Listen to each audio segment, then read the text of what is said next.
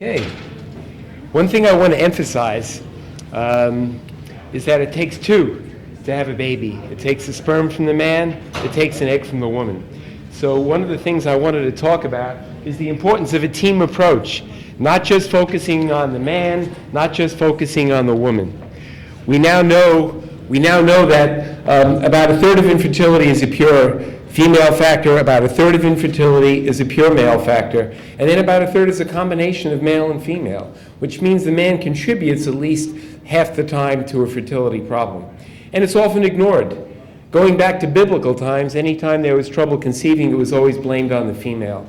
But we now know, and it's fairly recent, in the last 20 years, we now know that the male factor is equally important to the female factor. So what I want to emphasize is the importance of urologists, reproductive endocrinologists, therapists, working together to help you have a child. I just thought I'd give you a little background about how I got into this field. This actually, believe it or not, is me. When I was 24 years old, before I went into this field. I flew F-4s in the Air Force at the end of the Vietnam War. And people ask me what this has to do with what I do now. Well, first, flying high-performance aircraft requires very good hand-eye coordination. Doing the kind of microsurgery that I do now also requires very good hand-eye coordination. But what I tell patients is the biggest difference is back then it was my behind that was on the line, and now it's my men's balls. Anyway, the other thing is we used to wear G-suits to keep us from blacking out because we did what's called air combat maneuvers. This is the F-4 Phantom, which is actually was the mainstay of the Israeli Air Force for many years and is still being used by the Israeli Air Force. And this little thing I'm wearing around my legs, it had a hose that attached to the inside of my cockpit. And when we did very high G-forces, it would squeeze the blood out of our legs and bring it back to our brain so that we wouldn't black out. The early G-suits were completely solid from the waist down. But you see, we had to make a cutout right over here in this very critical area in the man because we found men were blacking out because of the pressure here. So that's how I got interested in this field. I then went from the Air Force. You notice I grew a beard as soon as I got out of the Air Force. I went to Rockefeller University where I worked on rat testicles. Rats are incredibly good animals for research. If humans had testicles, these are rat testicles. I was transplanting them from old rats into young rats and young rats into old rats. If humans had testicles the same size as the rats, our testicles would weigh about 1 pound each. So it was very good for research. I learned to do microsurgery. This is the early microscope, actually almost identical to the one that I use now for humans to do the research and learn microsurgery on rats. And now you can see I'm much happier than I was in the Air Force. I have a smile on my face doing the surgery I do now, helping couples have children. Now, if you look at all the causes, as I'd mentioned, about a third is a pure male factor. About 10 to 15% of all couples have problems, but in more than half the case, there's either a male factor exclusively or a male factor contributing. And why bother to evaluate the infertile male when you saw Dr. Grassi and Seifert tell you that we can get pregnancies with very few sperm? So why even bother as long as a man has any sperm? Well, there are several very good reasons for looking at the man. First, genetic abnormalities are much higher, 30 to 100 times higher incidence of genetic abnormalities. The most common ones are Klinefelter syndrome, which is 47, XXY, where a man has an extra X chromosome. There's a much higher incidence of testis cancer.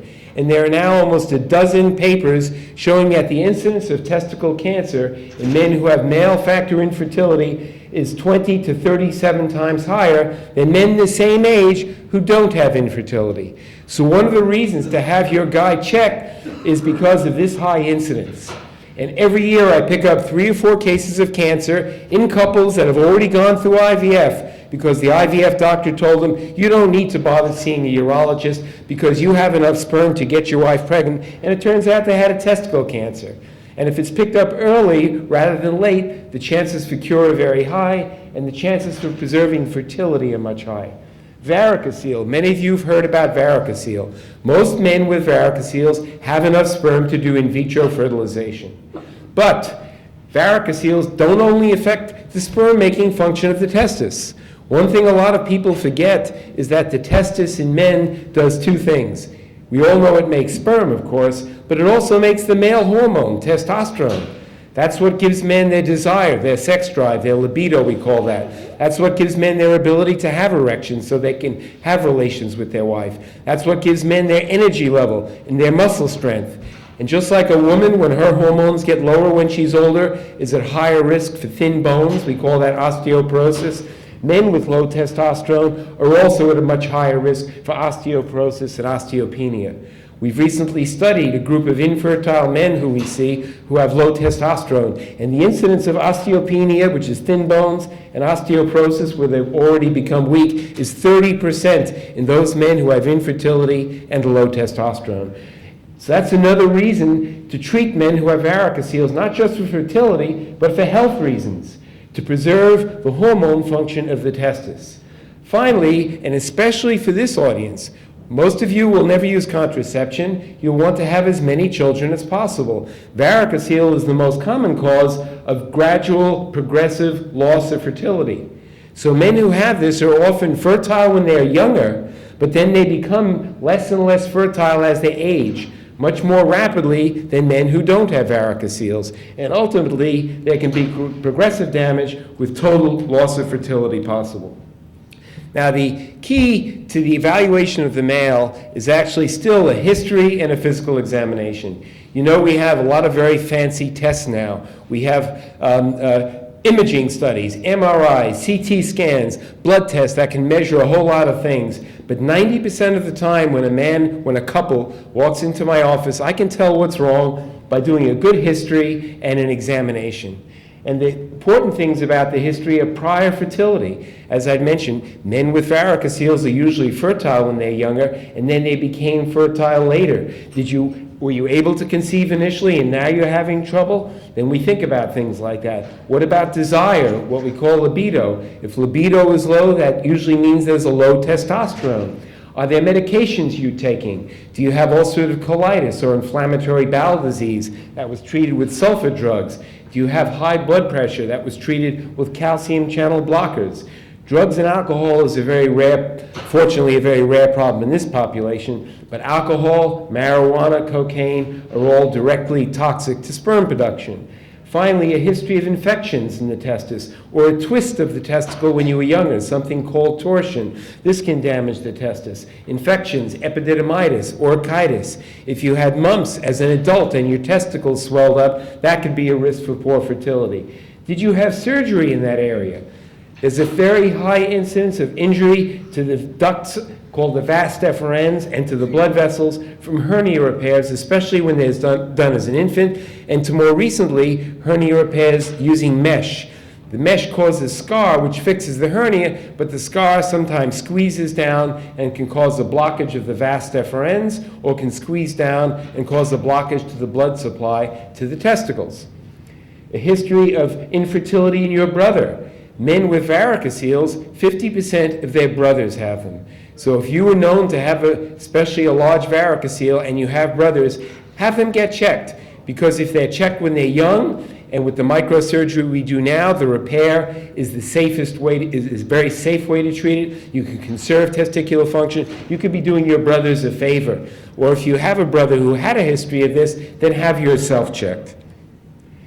Physical examination. Proper examination of the man does not mean simply dropping your pants and just feeling the testicles. You have to look at the shape of the body. Is the hair distribution normal? Is there any enlargement of the breasts? Is the penis and scrotum normally developed? Are there varicose veins? Are the testicles normal in size, between 15 and 25, or are they very small in size? Is the epididymis, or the duct behind the testicles, swollen as if there's a blockage? If you see that, plus you see a scar from a hernia repair a man had, you can suspect there's a blockage from the hernia repair. And the nice thing about men, unlike women, where the ovaries and everything is on the inside and the tubes are on the inside, in the man, everything is hanging on the outside. So it's much easier to examine men. And the scrotum is unique. It has no fat in it. Even extremely fat men have no fat in the scrotum, and it's thin skin designed to keep the testis cool. It's important when you do the examination that the room be warm. What we do is we use a heating pad right on the scrotum. Because if it's cold in the room, the scrotum, as you know, contracts and it gets tight. And you won't be able to tell, is there an enlargement of the epididymis suggesting a blockage? Is there a smaller varicocele? So it's important that the scrotum be completely relaxed, that you examine the whole patient. I examine men from head to toe. I look at them the same way that an internist would do a complete examination. And then, of course, semen analysis. I know semen analysis is sometimes problematic with you, but it can be done first, initially, indirectly by using a postcoital test, and then we can also give you a special silastic condom, which you can put a pinhole in, and that usually satisfies most of the requirements. But the problem is there's tremendous variation in the same man. This is actually one of our medical students at Cornell who gave a specimen every 2 weeks for 2 years. This is before he had his exams. This is when he was studying for his exams and taking them. And then after he knew he's passed, he's gone back up to normal. So there can be tremendous variability. Stress. One thing I've noticed is as the stock market has crashed, I've noticed patient semen analyses are crashing. Chronic unremitting stress, whether it's stress from economy, whether it's stress from events in your life, death of a parent, a spouse, or a major change in your life, any of these things can cause a temporary drop. And sperm production takes about 72 days, plus another week or so in the epididymis. So it takes about 3 months before you'll see the effects of stress. And conversely, if you're treating a man, or if you're removing the stress, it'll take at least 3 months before you see it come back to normal. So often one analysis is not enough to do an accurate assessment. And then there's the blood tests. You all know about the importance of FSH in the female. Well, FSH is also a reflection of sperm production in men. And the two most important hormones we look at in men are the male hormone testosterone, which, as I'd mentioned, gives men their desire, their ability to have erections, their energy level, their muscle strength, and FSH. It's the same thing in men. If a woman's not making eggs anymore or has ovarian failure, her FSH becomes elevated. If a man is not making sperm or making very few sperm, usually his FSH is elevated. Some men are born with a condition where the part of the brain that stimulates the testicles is not making its hormones. And these men, all the hormones are very low. And this is one of the best things to have because we can treat it by replacing the FSH and the LH, and they will go through a normal puberty and eventually make sperm and usually get their wives pregnant. Some men, as I'd mentioned, are born with the extra X chromosome. It's called Klinefelter syndrome. And these men have an elevated FSH. They even have an elevated LH. LH controls testosterone production. FSH controls sperm production. They have a low testosterone. Fortunately, we can help these men now with testicular sperm extraction. We've been able to find 60% of these men, we can find sperm in their testicles. Blockages, all the hormones are normal. So if you've got a man who has a normal feeling testicle, he has normal testosterone, he has normal FSH and LH and prolactin, and you can feel that the ducts are swollen, that tells you there's a blockage. And I can usually tell this just in the office. So the good history, is there history of prior surgery, twisting or torsion, inguinal hernia operations, and the FSH is normal and the testicle is normal in size, and I can feel the swollen epididymis behind the testicle, that tells me it's a blockage. That's one of the best things to have. When a man has a 0 count or a very low count, there are really only 2 possible causes if you think in terms of big categories. It's always going to be either a lack of production or an obstruction. This is the kind of hormone pattern you'd see with an obstruction. This is the kind of hormone pattern you'd see with virtually no production. And this is the kind of in-between hormone pattern you might see in someone whose infertility is due to a varicocele. And he has not no production, but he has low production. So the blood test will help confirm our physical examination and physical diagnosis. The other reason that we should evaluate the man is most couples, especially in this audience, they would prefer naturally conceived children. Is there anybody in the audience here who would rather